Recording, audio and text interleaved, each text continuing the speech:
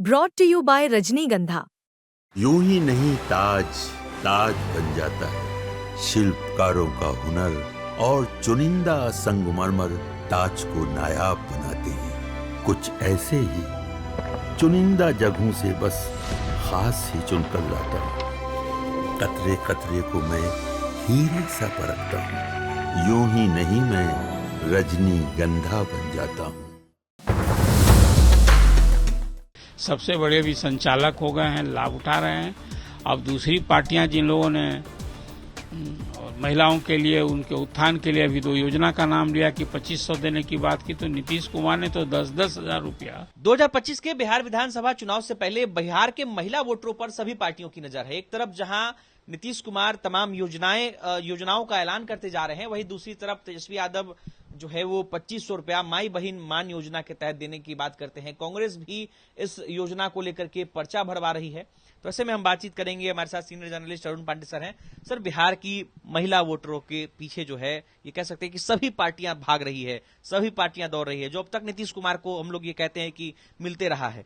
इस बार क्या लगता है, ये महिला जो वोटर हैं या फिर जो वोट बैंक कहें, ये किसके खाते में जाते दिख रही है? ये महिला वोट बैंक तो इस चुनाव में क्या कहिए, पिछले 2-3 चुनावों में नीतीश कुमार ने जब सत्ता संभाली तो उन्हें आधी आबादी नारी सशक्तिकरण का एक नया मिशन कायम किया और उसके तहत उन्होंने शुरू की। आपको याद होगा, स्कूलों में बच्चों के लिए साइकिल और पोशाक की योजना, खासकर वो महिला लड़कियों के लिए, इसका एक बड़ा व्यापक असर पड़ा। इसके बाद फिर शिक्षा प्रोत्साहन, मुख्यमंत्री शिक्षा प्रोत्साहन योजना शुरू की, जो उसमें फर्स्ट डिवीजन पास करने वाली लड़कियों के लिए 10,000 रुपया की सहायता शुरू की गई।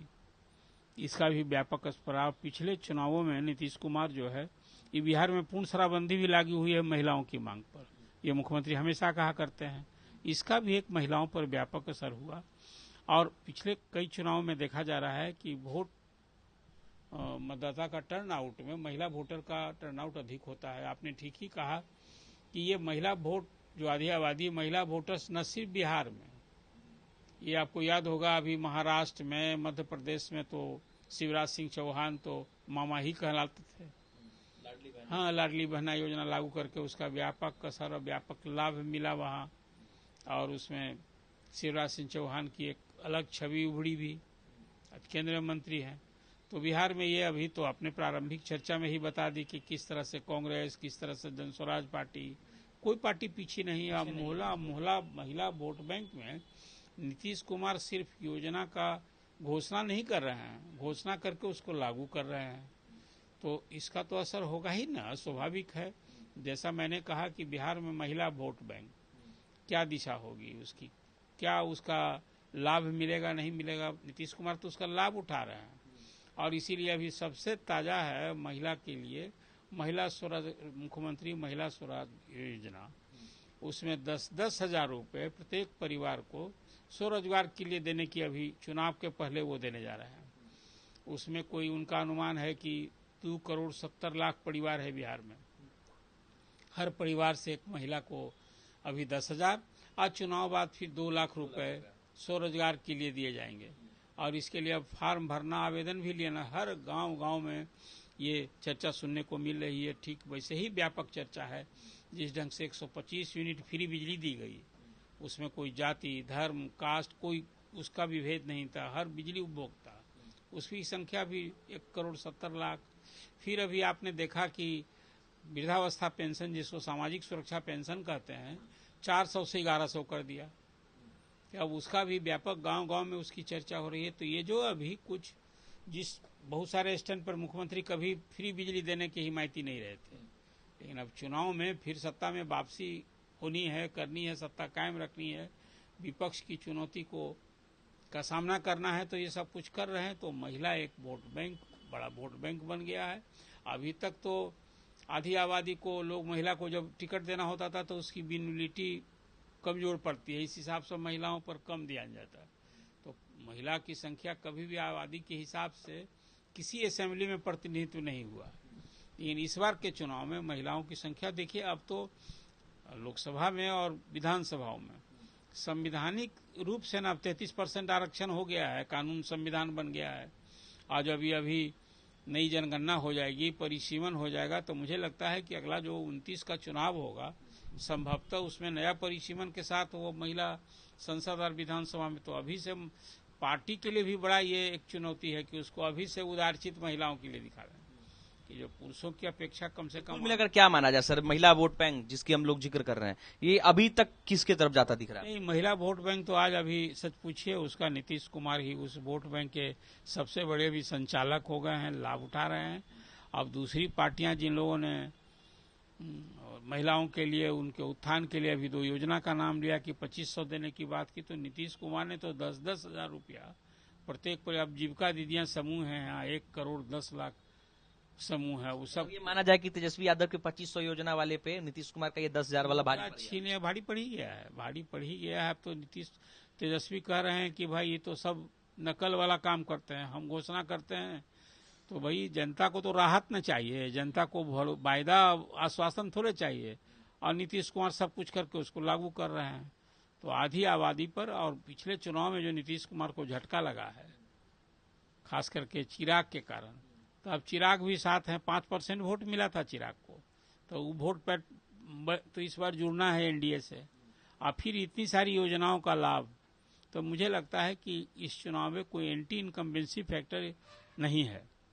अब रही बात की मुद्दा तो जो कुछ विपक्ष उठाता ही रहता है, नीतीश कुमार की उम्र, सेहत, ये सब की बात करता है, लेकिन मुद्दे की जहां तक बात करेंगे, सरकार की योजनाओं की बात करेंगे, आज विकास की योजनाओं की सौगात, मुझे लगता है कि प्रधानमंत्री इसी साल जनवरी से अब तक की 6वां-7वां दौरा होगा, आपको 1 लाख करोड़ से अधिक की योजनाओं की सौगात, उद्घाटन, शिलान्यास वो कर चुके हैं। जो केंद्र की और सारी योजनाएं पहले से चल रही थी, आपको याद होगा 14 का वो चुनाव, आरा की सभा में मुख्यमंत्री ने, प्रधानमंत्री ने 1,25,000 करोड़ का पैकेज का अनाउंस किया। उससे बहुत सारी अधिक योजनाएं हो गई, योजनाओं का असर दिख रहा है। बिहार में जो सड़कें बन रही है, अब तो एक्सप्रेस वे बन रहा है, एक नेशनल एक्सप्रेस वे भी बनाने की बात हो गई कि पटना से पूर्णिया जो है अब उसको नेशनल एक्सप्रेस वे होगा। तो निश्चित रूप से बिहार को इस तरह से विकास की दरकार थी, बिहार इसका हकदार था, और देर से ही सही। काश ये केंद्र, अभी बाढ़ नियंत्रण यहाँ बड़ी समस्या थी, उस पर भी केंद्र का ध्यान आया, 11,500 करोड़ रुपए बाढ़ नियंत्रण के लिए दिए गए हैं। तो कुल मिला जुलाकर यदि यही रुख रवैया रहा तो निश्चित रूप से बिहार की विकास की तस्वीर बदलेगी। जो प्रधानमंत्री का लक्ष्य है कि 2047 तक विकसित राष्ट्र बनाने की, तो बिहार विकसित नहीं बनेगा तो कैसे होगा।